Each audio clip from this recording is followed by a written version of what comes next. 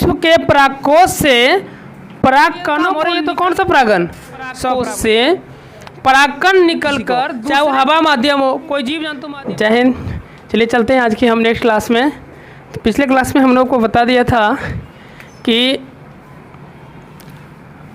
पुष्प का परिचय किए थे रे, पुष्प का परिचय हुआ था, हाँ, जिसमें हम लोगों ने पढ़ा था पुमंग के बारे में, फिर जयांग के बारे में, यानी पुंकेसर पढ़े थे ना, पढ़े थे जी, और स्त्री केसर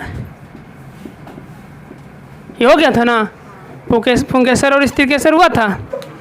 यानी देखिए पुष्प का जो ये भाग था,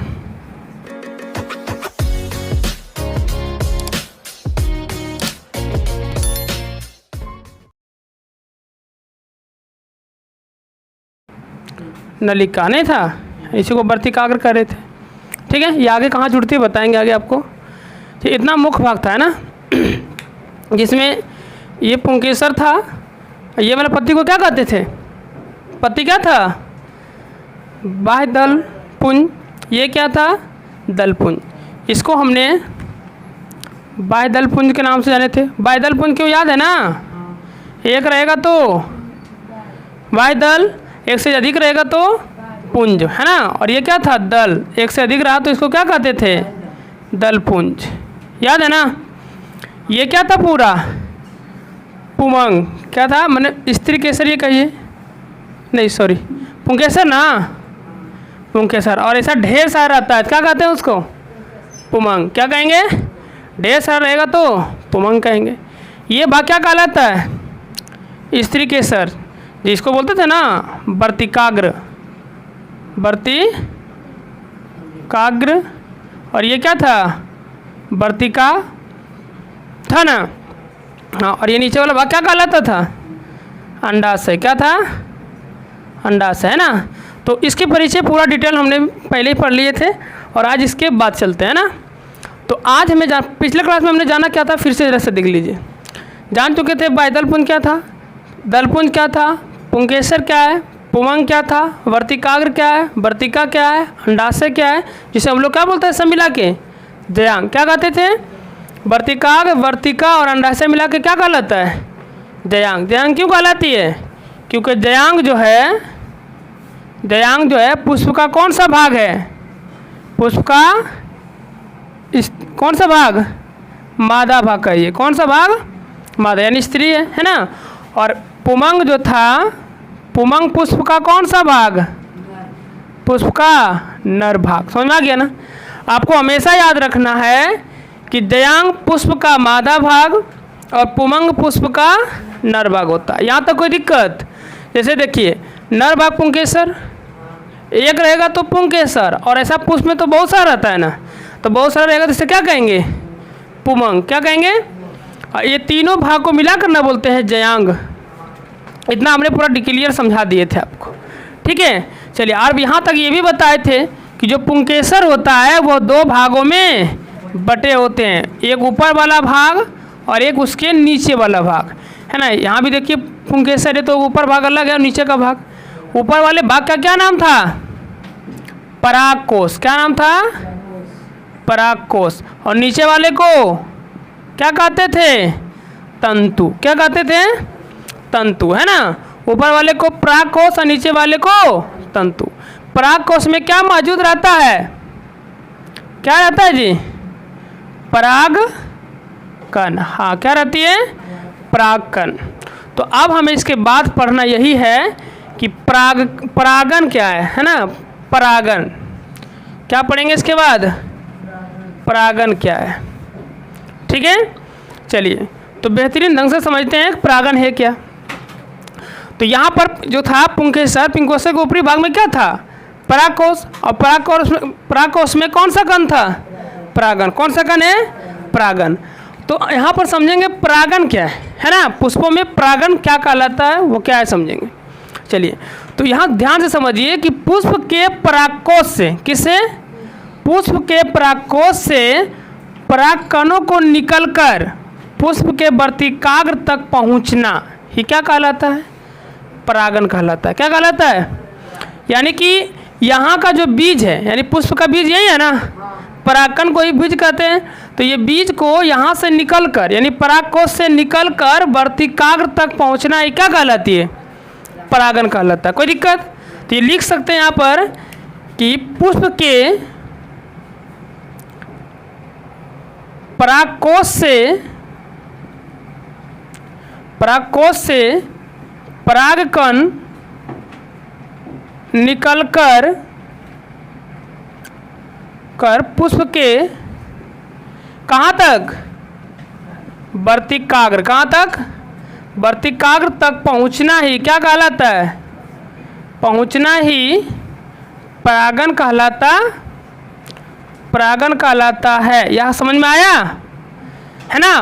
पुष्प के परागकोश से परागन का निकलकर पुष्प के वर्तिकाग्र तक आना क्या कहलाती है? परागन कहलाता है। समझ में आया? और यहाँ बात करें परागन, आप यहाँ से देखिए कि पुष्प के यहाँ से यहाँ तक आने में एक ही को तो कारण नहीं होगा, ढेर सारा कारण होगा। तो पहले यहाँ जानते हैं कि परागन होता है कितना प्रकार का, है ना? परागन कितने प्रकार के होते हैं?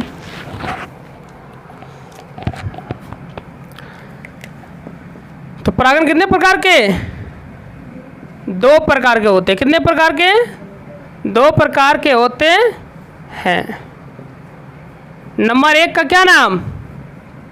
स्वपरागन। क्या है? स्वपरागन। और दूसरा का परपरागन। ठीक है, पहला है स्वपरागन और दूसरा है परपरागन। पहला कौन सा परागन? स्वपरागन और दूसरा परपरागन है। यहाँ तक समझ में आया? चलिए, तो अब यहाँ जानते हैं हम लोग कि स्वपरागन क्या है। कौन सा परागन जानेंगे? स्वपरागन क्या है? देखिए, स्व का मतलब क्या होता है? यहाँ पर 2 शब्द है, एक स्व है ना, और परागन नहीं है। स्व और परागन। स्व का मतलब क्या होता है? खुद। क्या? खुद। और परागन मतलब क्या होना? अभी समझा दिए थे कि पुष्प के परागकोश से परागकण को, परागकण ना जी, परागकण। तो परागन क्या था? पुष्प के परागकोश से परागकण निकलकर पुष्प के वर्तिकाग्र तक पहुंचना ही परागन कहलाता है। समझ में आ गया ना? हाँ, तो इसके बाद हम लोग जान रहे थे परागन कितने प्रकार के होते हैं? एक स्वपरागन और दूसरा परपरागन। तो स्व का मतलब होता है खुद और परागन का मतलब समझ चुके हैं कि पुष्प के परागकोश से परागकण निकलकर पुष्प के वर्तिकाग्र तक आना ही क्या कहलाता है? परागन। क्या कहलाता है? परागन। तो स्व मतलब अपना। देखिए, तो इसमें क्या होता है? जैसे मानिए कोई पौधा है, ऐसे मान लीजिए कोई क्या है, पौधा इस प्रकार का था, मान लो, ठीक है, इस प्रकार का कोई पौधा है ना? तो पौधे में सभी जगहों से फूल निकलता है कि नहीं निकलता है? माने यहाँ भी फूल है, यहाँ भी फूल है, ऐसे यहाँ भी फूल है ना, यहाँ भी है, सब जगह फूल बहुत सारा निकलते हैं। निकलता है कि नहीं निकलता है? निकलता है ना जी। ऐसे पुष्प है, ठीक है, ऐसे फूल है। तो स्वपरागन क्या होता है कि जब एक ही पौधे के, यानी ये कह सकते हैं कि किसी पुष्प के परागकोश से उसी पुष्प के वर्तिकाग्र तक परागकण का आना ही क्या कहलाता है? स्वपरागन, है ना? एक ही पुष्प के, देखिए, एक पुष्प में दोनों चीज़ रहता है कि नहीं रहता है? पुंकेसर भी है और स्त्री केसर भी है दोनों। पुंकेसर भी और क्या है? स्त्री केसर भी है। तो एक पुष्प के परागकोश से परागकण का वर्तिकाग्र तक पहुंचना ही क्या कहलाता है? उसी पुष्प के वर्तिकाग्र तक, दूसरा तक नहीं पहुंचे। ये नहीं कि यहाँ पर एक फूल था और इससे निकल के यहाँ तक नहीं, है ना? पहले ये समझिए, पहला नियम, या एक ही फूल का किससे? परागकोश से उसी पुष्प के वर्तिकाग्र तक परागकण पहुंचना ही क्या कहलाता है? स्वपरागन कहलाता है। कोई दिक्कत? हाँ, तो ये एक पुष्प में भी हो सकता है और एक पेड़ में भी। अगर मान लीजिए कि एक फूल यहाँ था नंबर 1 और दूसरा फूल मानिए यहाँ, सब तो फूल ही है, तो सभी में एक पुमंग भी होगा और एक जयांग भी होगा। सभी पुष्प में होगा कि नहीं? पौधे के जितने भी पुष्प होते हैं सभी में एक पुमंग होते हैं और एक जयांग भी होते हैं, नहीं होते हैं? तो अगर ऐसा कंडीशन हो कि एक ही पौधे के किसी पुष्प से पुष्प का परागकण उसी पौधे के किसी दूसरे पुष्प के वर्तिकाग्र तक पहुंचता है, तो ऐसे परागन भी क्या कहलाता है? स्वपरागन। बस समझ में आया? एक ही पुष्प के वर्तिकाग्र पर यदि उसी पुष्प का परागकण पहुंचता है तभी स्वपरागन, और एक ही पौधे के एक पुष्प का परागकण दूसरे पुष्प के वर्तिकाग्र तक पहुंचता है तो यह भी क्या कहलाएगा? स्वपरागन। समझ में आया कि नहीं? यानी एक ही पौधे में अगर ये काम हो रही है तो कौन सा परागन? स्वपरागन, चाहे एक फूल में हो या उसी पौधा में हो। ये बात समझ में आया? चाहे उस पौधे के एक फूल में हो या तो उसी पौधा के एक दूसरे फूल में, किसी भी तरह हो, यानी एक ही पौधा रहना चाहिए तो वह कौन सा परागन कहला जाएगा? स्वपरागन। यह बात समझ में आई? समझे कि नहीं समझे? हाँ। और दूसरा क्या था? परपरागन। क्या था? पहले इसका परिभाषा लिख दें। चलिए,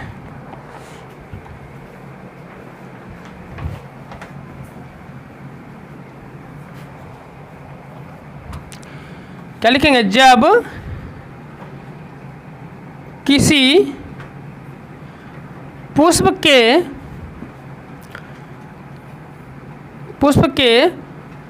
पराग कोश से, ऐसे लिखा था कोश कार्य, कोई बात नहीं, कैसे भी लिखा था होगा, ध्यान दीजिएगा, ठीक है। पराग कोश से उसी पुष्प के वर्तिकाग्र तक परागकण पहुंचता है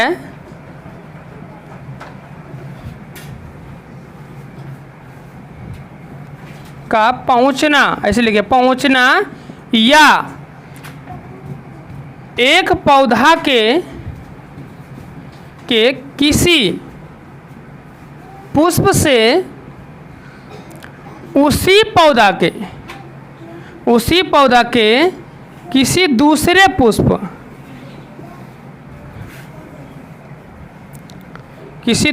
पुष्प में पराग कोश से परागकण निकलकर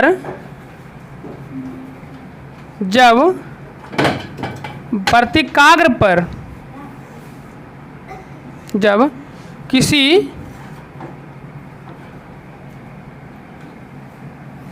पुष्प के वर्तिकाग्र तक पहुंचता है तो वह क्या कहलाएगा? तो वह स्वपरागन कहलाता है। समझ में आया ये बात कि नहीं? समझे? यानी एक पुष्प के परागकोश से उसी पुष्प के वर्तिकाग्र पर भी जा सकता है, या एक पुष्प के परागकोश से किसी दूसरे पुष्प के वर्तिकाग्र तक भी जा सकता है। तो यह दोनों प्रकार के परागन क्या कहलाएगा? स्वपरागन। कोई दिक्कत? समझ में आ गया ना? चलिए, और दूसरा कौन था? परपरागन, है ना? तो परपरागन देखिए क्या होता है, इसको भी समझ लीजिए पहले। परपरागन देखिए, परपरागन क्या होती है? पर का मतलब क्या होता है? दूसरा। क्या होती है? पर का मतलब दूसरा, है ना? और परागन मतलब वही एक पुष्प के परागकोश से दूसरे पुष्प के प्रति, यानी उसी पुष्प के या दूसरे पुष्प के वर्तिकाग्र पर पहुंचना, क्या कहलाता है? परागन कहलाता है। तो यानी दूसरे, देख रहे ना, दूसरा यानी एक पौधे के किसी पुष्प के वर्तिकाग्र से, जैसे मानिए कि दो का पौधा यहाँ है, एक पौधा ये रह गया, मानिए, मान लेते हैं ना, और एक पौधा क्या है? ये ऐसा मान लीजिए, है ना। यहाँ पर मान लिया कोई फूल था और यहाँ भी कोई क्या था? फूल था। बात समझ में आया?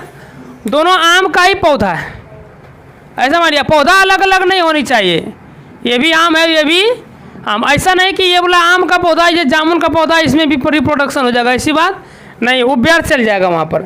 बात समझ में आया कि नहीं आया? समझे इस बात को? आइए समझे। दोनों पौधा किसका होना चाहिए? एक ही होना, मतलब आम का जरूरी नहीं है, कोई भी पौधा हो, लेकिन दोनों क्या होना चाहिए? एक ही, तभी रिप्रोडक्शन होगा। बात समझ में आया? ऐसे मान लीजिए, देखो कोई बकरी है, क्या है? बकरी, इसका संबंध गधा से करा दिया जाएगा तो क्या लगता है? इसका बच्चा गधा हो जाएगा? नहीं होगा, रिप्रोडक्शन ही नहीं होगी। समझे कि नहीं? मतलब निषेचन ही नहीं होगा। ये बात समझ में आया? हाँ, तो दोनों पौधा किसकी होने चाहिए? एक जाति की। बात समझ में आ गया ना। चलिए, तो एक पौधा का मान लीजिए आम का ही पुष्प था और दूसरा भी क्या है, आम का पुष्प है। इसका परागकोश से, किसका, इस पौधे के फूल के जो है परागकोश से परागकण निकलेगा, परागकण निकलेगा और दूसरे पौधे के पुष्प के वर्तिकाग्र पर क्या हो जाएगा, वर्तिकाग्र पर किसी कारण से चल जाए। यहाँ पर कारण बहुत सारे हैं, बात समझ में आया, कारण बहुत सारा है, इसको हम आगे भी देखेंगे, ठीक है। तो पहले समझिए कि एक पौधे के पुष्प के परागकोश से परागकण निकलकर दूसरे पौधे के पुष्प के वर्तिकाग्र तक पहुंच जाए तो इस प्रकार का होने वाले परागण क्या कहलाएगा, पर परागण। बात समझ में आया, यह बात समझ में आया सबको, समझे कि ना, आप दोनों समझ गए बात को।